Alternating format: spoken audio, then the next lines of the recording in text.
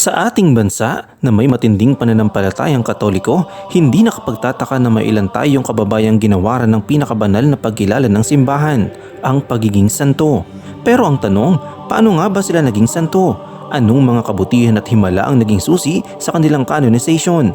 Sa video natin ngayon, kikilalanin natin ang dalawang opisyal na Pilipinong santo, si San Lorenzo Ruiz at San Pedro Calungsod, at ang mga kwento ng pananampalataya, sakripisyo at himala na nagdala sa kanila sa altar ng kabanalan.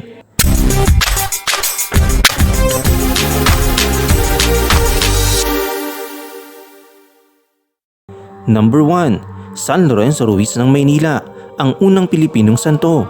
Si San Lorenzo Ruiz ay isinilang noong 1611 sa Binondo, Maynila, isang Katolikong Kristiyano, miyembro ng Confraternity of the Holy Rosary at isang layperson na naglilingkod sa simbahan bilang manunulat at sakristan.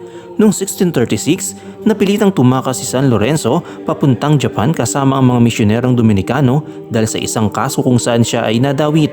Sa bansang Hapon, hinuli sila at pinilit na itakwil ang kanilang pananampalataya. Ngunit matatag ang sagot ni San Lorenzo. Aniya, ako ay Katoliko at buong puso kong tanggap ang mamatay para sa Diyos. Kung ako man ay may libong buhay, lahat ng yun ay iaalay ko sa Kanya.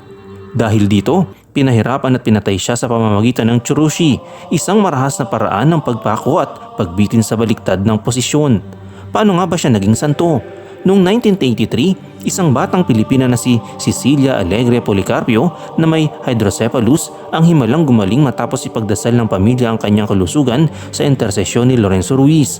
Matapos kilalanin ng Vatican bilang milagro, kinanonay si San Lorenzo Ruiz noong October 18, 1987 ni Pope John Paul II at siya ang kauna-unahang Pilipinong santo. Number 2. Si San Pedro Calungsod, ang martir na misyonero mula sa Visayas. Isinilang noong 1654, si Pedro Calungsod ay isang teenager mula sa Visayas na sumama sa mga paring Heswita bilang misyonero papuntang Guam sa Marianas Islands. Sa murang edad, natutunan niyang magbasa, magdasal at magturo ng katesismo. Naging katuwang siya ng paring si Padre Diego Luis de San Vitores sa pagbibinyag at pagtuturo ng pananampalataya sa mga katutubo sa isla.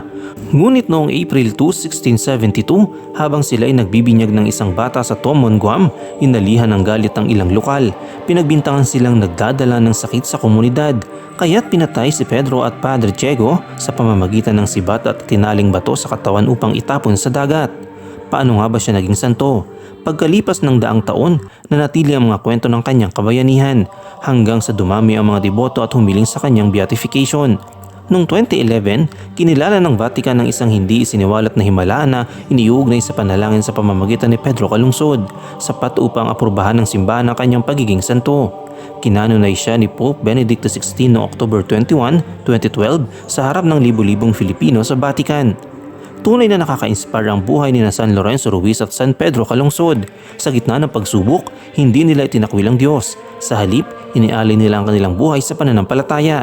Isang aral na dapat tularan ng bawat Pilipino. Ano ang iyong komento kaugnay dito? Huwag kalimutang mag-like, comment at subscribe. I-click ang notification bell para sa mga bagong kaalaman.